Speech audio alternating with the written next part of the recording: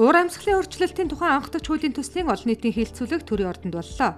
Манай улсын хувьд анхдагч энэ хууль батлагдсанаар уур амьсгалын өөрчлөлтийг сааруулах, түүнд дасан зохицох, хүлэмжийн хий ялгарлыг бууруулах, ногоон хөгжлийг дэмжих эрх зүйн суурь бэлэн болох юм а. За эрх зүйн орчин тодорхойгүй байх үед ингээд энэ харилцаанд оролцож явснаар тодорхой хугацааны дараа Монголын иргэд аж ахуй нэгж байгууллагууд, дотоодын хөрөнгө оруулагч, гадны хөрөнгө оруулагч хамтын ажиллагаанд сөрөг нөлөө үзүүлж хохирох үр дагавар үүсэх. Ийм байл да. Хууль батлагдсанаар иргэд маань хуулийн өрөөнд эрх зүйн орчинд үйл ажиллагаа явуулахдаа хууль нь ийм байгаа учраас гээд хуулийн өрөөнд ажиллаа явуулж эхэлнэ гэдэг бол тодорхой хэмжээгээр эрсдлээс хамгаалагдж байгаа. UNDP has been extremely pleased to be part and honored to be part. Монгол улс уур амьсгалын өөрчлөлтийн тухай анхдагч хуулийн төслөө боловсруулан батлуулах гэж байгаад бид маш их баяртай байгаамаа. Энэ бол Монгол улсын олон улсад үзүүлж байгаа манлайлал болон үндэсний түвшиндээ уур амьсгалын өөрчлөлтийн чиглэлээр үзүүлж байгаа манлайлал юм а. Сэргээгдэх эрчим хүч, байгаль орчны үйл ажиллагаа болон энэ уур амьсгалын өөрчлөлтөд тэмцэх чиглэлээр улсын хурлын даргын зүгээс манлайлал үзүүлж чухал хуулиа батлах гэж байгаад маш их баяртай байна. Уур амьсгалын өөрчлөлт нь өдгөө улс орны эдийн засаг, нийгмийн хөгжил, иргэдийн амжиргаа цаашлаад үндэсний аюулгүй байдалтай шууд холбогдож байгаа. Стратегийн түвшний сорилт болоод байгаа гэж хэлж болно.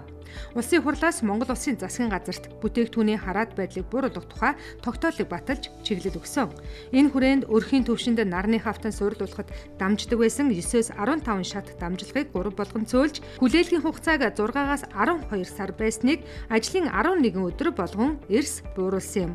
Үр дүнд нь Чингэлтэй дүүргийн 83 айл өрх, төвийн шугамд эрчим хүч нийлүүлэх гэрээгээ үзэглэж яндангуй бүс үүсгэх эхлэлийг тавиад байгаамаа.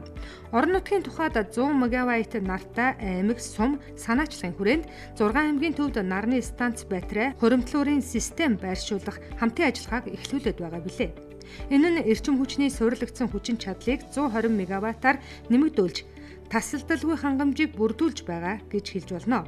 Өнөөдөр танилцуулж байгаа уур амьсгалын өөрчлөлийн тухай хууль нь эдгээр санаачлагуудыг системтэйгээр зангидж, карбон зах зээл хөгжих, ногоон санхүүжилт тэлэх, бага нүүрс төрөгчдөө хөгжлийн замд шилжих эрх зүйн бат бөх суурь болно гэдгийг улсын хурлын дарга учрал хэлж байгаа. Энэ утгаараа уг хуулийн хэрэгцээ шаардлага ач холбогдол өндөр юм а. Нэгэнт бид одоо Монгол улсын Парисын хэлцээр хэрэгжүүлэх арга хэмжээний хүрээнд үндэсний тодорхой хувь нэмэргээд одоо 30 он 35 он гэхэд бид нь хүлэмжийг 40% оруулна гэд ямар хэмжээгээр зорилт тавьчихад биш үү? Яг үүрэг гэж хүмүүс энэ бол үндсэндээ Монгол улсын тавьж байгаа зорилт олон улсын хамт ажиллагаанд оруулж байгаа хувь нэмэр учраас энэнийг хэрэгжүүлэхийн тулд зүгээр нэг за ийм үүрэг авцсан шүүгээд чимээгөө суугаад байж болохгүй шүү дээ. Энд чи одоо яг аж ахуйн нэгжүүл дээр яг эдийн засгийн дотроос салбарууд дээр тэр байтугай хөвгний амьдрал дээр энэ яаж явах вэ гэдэг юм ямар хэмжээр хуулийн зохицуулалттай байхаас аргагүй. Уур амьсгалын өөрчлөлттэй холбоотой анхдагч хууль батлагдсанаар бол энэ дээр одоо энэ ард иргэд маань ямар төрлийн одоо уур амьсгалын өөрчлөлт юм уу байгалийн гамшигт те өртөж байгаа энэ тодорхой дүн шинжилгээ хийх суурь нь бүрдэж өгч байгаа гэж бол харж байгаа. За ийм нөхцөлд бол одоо улсын хурлаас одоо энэ уур амьсгалын өөрчлөлтийн тухай хуулийн төслийг одоо нийтийн хэлэлцүүлэг хийж байгаа нь чухал гэж үзэж байгаа.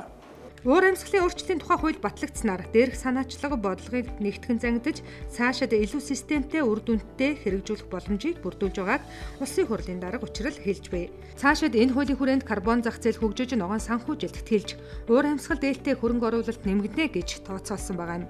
Мөн Монгол улс бага нүүрс төрөгчдөө хөгжлийн замд шилжих бодит нөхцөл бүрдэнэ гэж үзэж байгаа билээ. Уур амьсгалын өөрчлөлийн тухай хуулийг батлах хэлэлцүүлгийн шатанд төрийн байгууллагуудын мэргэжилтнүүд, эрдэмтэн судлаачид, хувийн хвшлийн, иргэний нийгмийн байгууллагуудын болон олон улсын байгууллагуудын төлөөлөл салбарын экспертүүдийн санал хүсэлт онцгой чухал.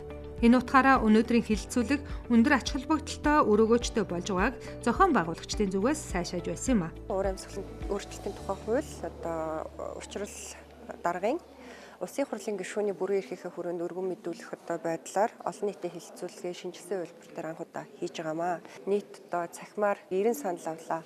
Танхим дээр 19 асуулт гарлаа. Асуултууд маш органик, маш хурц, шүүмжлэлтэй одоо нөгөө талаараа маш урамтай өрнж байна. Яагаад гэвэл энэ бол уур амьсгалын өөрчлөлтийн асуудлаа нэгдүгürt хэрхэн зохицуулах юм, байгаль орчноо яаж хамгаалах юм, тэрэнд нь хинхэн оролцох юм, ямар чиг ирэх үүрэгтэй ах юм гэдэг нэгдүгээр асуудал. За хоёрдугаарт яалтчгүй тэрний санхүүжилтийг нь хэн хийх юм? Дэлхийд даяар чинь юм болгоно ногоон их усртэй байна гэд гараад ирлээ. Тэгэхээр тэрэнд нь бид нэр ямар төсөл хөтөлбөр шалгуур үзүүлэлт бэлтжиж оролцох юм бэ? Банкуд одоо хэрэглээд байгаа шалгуур үзүүлэлтээ хэрэглэх юм уу, өөрчлөх юм уу? Карбон кредитийн зах зээл гэдээ ярьж чинь тэр зах зээлийг нь хэн тоотлох юм? Тэр нь одоо өмч байх юм уу? Өмч байх юм бол тэр нь шилжүүлэх, хадгалах, эзэмших, дахин шилжүүлэх, худалдаах эрхтэй байх юм уугүй юм уу, тийм ээ? За нэр томьёоны хувьд одоо энэ чинь шин тутам салбар учраас орчуулга нь яаж буух юм гэдэг маш одоо цэцтийн зөвлөгөөн гэдэг шиг юм гоё хэлэлцүүлэг болж байна. Тэгэхээр хуулийн төсөл хэлэлцүүлэг яг юм амттай байгаасаа гэж их боддог, тийм ээ? Тэгэхээр өнөөдрийн хэлэлцүүлгийг ингэж өрнөж байгаад маш баяртай. Ган гачиг усны хомслол галт төмөр далайн төвшин өсөх үеэр туйлын мөс хайлах хүчтэй шорон шураг болон биологийн төрөл зүйл хомсдох зэрэг өөрчлөлтүүд нь уур амьсгалын өөрчлөлтөөр бий болдгоо. Үүнийг бий болгож байгаа асуудал бол хүлэмжийн ялгарал. Цаашид манай улс 10,000 айлын яндаг буулгаж цахилгаан тээврийн хэрэгслийн дэд үтцийг 100 цагт байршуулах зэргээр иргэдийнхээ эрүүл аюулгүй орчинд амьдрах эрхийг бодитоор хангана гэдгийг улсын их хурлын дарга учрал онцолж буй. Монгол улсын хувьд уур амьсгалын өөрчлөлтөд эмзэг орны нэг бөгөөд цөвлжилт усны хомсдол зуудад зэрэг эрсдлүүд улам бүр нэмэгдэж байгаа.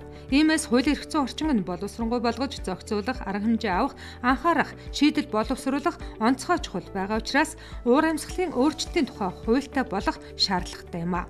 Тодорхойлбол манай улс жилээс жилд эрчим хүч шатхууны импортод 2.4 тэрбум ам доллар зарцуулж байгаа нь эдийн засгийн экосистемд маш том дарамт болж байгаа.